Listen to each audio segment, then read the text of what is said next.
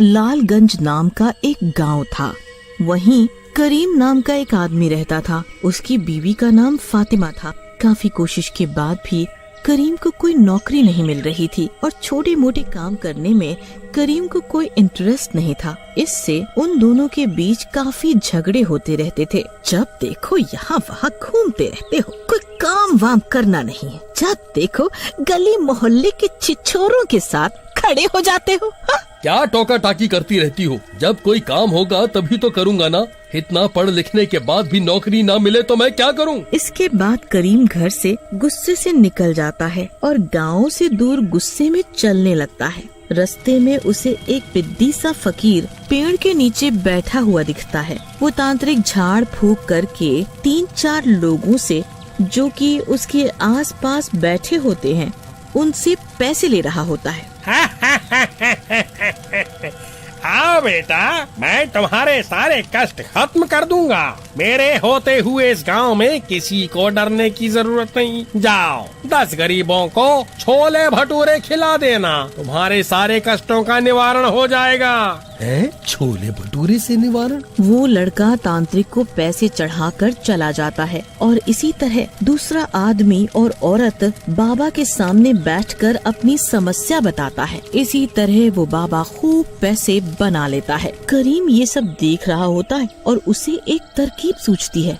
वही वो 4 भूत ये सब देख रहे होते हैं।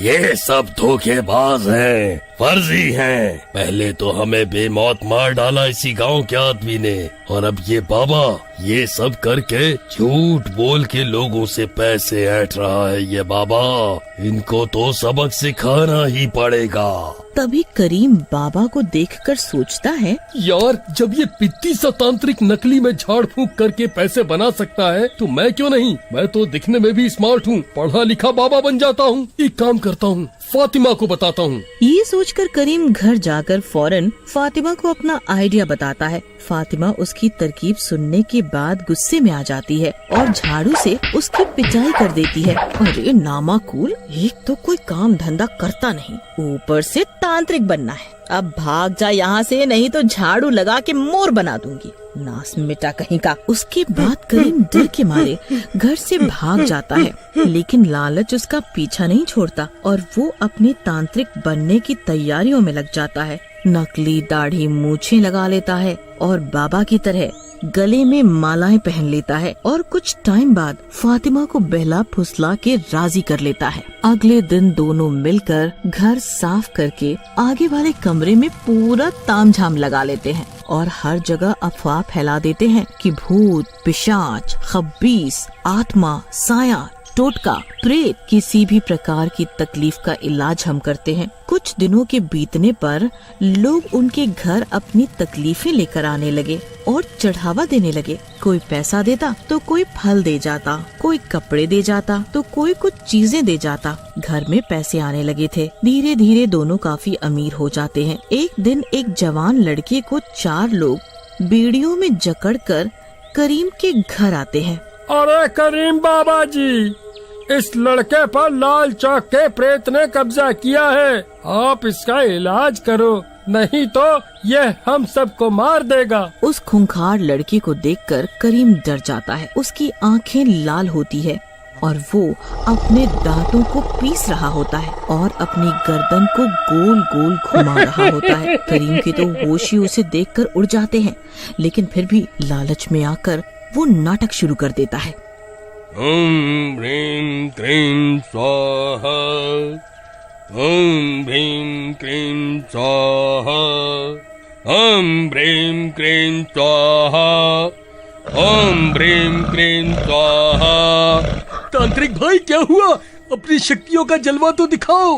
रुक, मैं अभी तुझे अपने इशारों पर नचाता हूँ।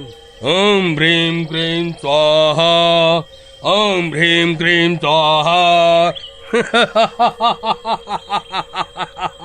अब तू मेरे वश में है। मैं जो कहूँगा तुझे वही करना होगा। क्या हुआ तांत्रिक भाई? इसे तो कुछ भी नहीं हुआ। जरा मंत्र सही से पढ़ो ना। अरे मूर्ख, मुझे मंत्र पढ़ना मत सिखा। निकल इस शरीर से बाहर, नहीं तो मैं तेरी हालत खराब कर दूंगा। ऐसा कहकर करीम उस लड़के के गाल पर 2-3 करारे थप्पड़ जड़ देता है और साथ में चिल्लाने भी लगता है। छोड़ दे इस जवान लड़के का शरीर, वरना मैं तुझे भस्म कर दूंगा। ओम हीम क्लीम, छोड़ दे दुष्ट। लेकिन उस लड़के पर कोई फर्क नहीं पड़ता और उल्टा वो ही करीम को देखकर हंसने लगता है। क्यों तांत्रिक, कुछ और मंत्र नहीं है तेरे पास? तू मेरा कुछ नहीं बिगाड़ सकता। तभी लड़का हंसते हंसते चुप हो जाता है और गुस्से से बोलता है, तांत्रिक, मैं जानता हूँ कि तू कोई ओझा नहीं है। मैं एक एक थप्पड़ के बदले तेरा एक एक मुट्ठी गोश्त तेरे शरीर से निकालूंगा। बहुत जोर जोर से थप्पड़ मारे हैं तूने मुझे। ये बात सुनकर करीम 2 पल के लिए सहम जाता है और उसे लगता है कि ये कोई न्यूज चैनल वाला है जो उसका भांडा फोड़ने आया है। कौन हो तुम? तुम किसी न्यूज चैनल से तो नहीं जो मेरा भांडा फोड़ने आए हो? News channel? कितना डरता है तू? तू तो वैसे भी ढोंगी है तांत्रिक। भांडा फूट भी गया तो क्या? करीम डर तो जाता है, लेकिन उन लोगों के आगे शेखी दिखाने के लिए बहादुर बनने का ढोंग करता है और इज्जत बचाने के लिए लड़के को 3-4 झापड़ और मार देता है और झाड़ फूंक चालू रखता है। लगता है तू ऐसे नहीं मानेगा। ये ले और मेरी तरफ से अपनी नजरें हटा।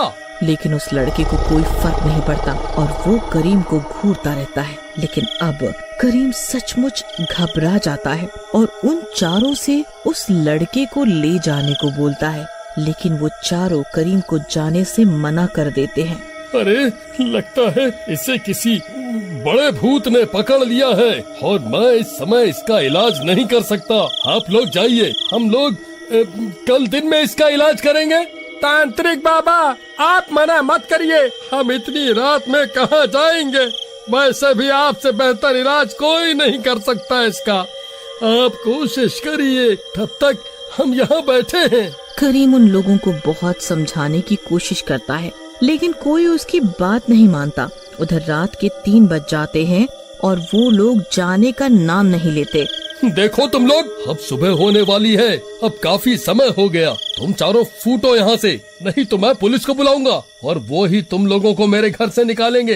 लेकिन करीम की ये बात सुनकर वो चारों लोग हंसने लगते हैं और उस बंधे हुए लड़के के हाथ खोल देते हैं और भूत बन के गायब हो जाते हैं। उधर करीम के घर में करीम और लड़का अकेले रह जाते हैं। ये देखकर करीम कपड़े में ही टॉयलेट कर देता है। अब तू और मैं अकेले हैं। तांत्रिक, मेरे दोस्त तो गए। तेरे पास एक ही रास्ता है। तू हमें मुक्ति दिला और जिसने हमें मारा था उसे सजा दिलवा, नहीं तो हम कल फिर आएंगे और तू नहीं बचेगा, समझा? ऐसा कहकर लड़का करीम को एक जोर से थप्पड़ मारता है। करीम वहीं गिर जाता है और बेहोश हो जाता है। दिन सुबह जब करीम को होश आता है, तब वो देखता है कि फातिमा और बाकी गांव वाले उसके चारों तरफ खड़े हैं। मैं कहाँ हूँ? वो लड़का कहाँ है? लड़का? कौन सा लड़का? तुम काफी डर गए हो। ऐसा करो, पानी पी लो। हाँ। फिर गांव वाले वहाँ से चले जाते हैं और करीम उसे रात वाली सारी बात बताता है। हाँ, मैंने तो तुम्हें पहले ही कहा था जी, इन सब भूत प्रेतों की बातों में मत पड़ो, लेकिन तुमने मेरी एक बात नहीं मानी। लगता है रात में तुम्हें असली के भूत मिल गए थे। हाँ, मुझे भी यही लगता है। मैं अब ये काम नहीं करूँगा, नहीं तो मुझे ये भूत जिंदा नहीं छोड़ेंगे। और अगर हमें कुछ अच्छा ही करना है तो उन भूतों को मुक्ति दिलवानी होगी फातिमा। उसके बाद करीम और फातिमा उसी चौक पे जाते हैं और पंडित जी से पूजा करवा के उन भूतों को मुक्ति दिलवाते हैं। करीम, तूने ये बहुत अच्छा किया। अब हमें मुक्ति मिल जाएगी। तू ये फर्जी बाबा का ढोंग भी बंद कर और लोगों को भी जागरूक कर कि इन ढोंगी बाबा के चक्कर में ना पड़े। इतना बोलकर वो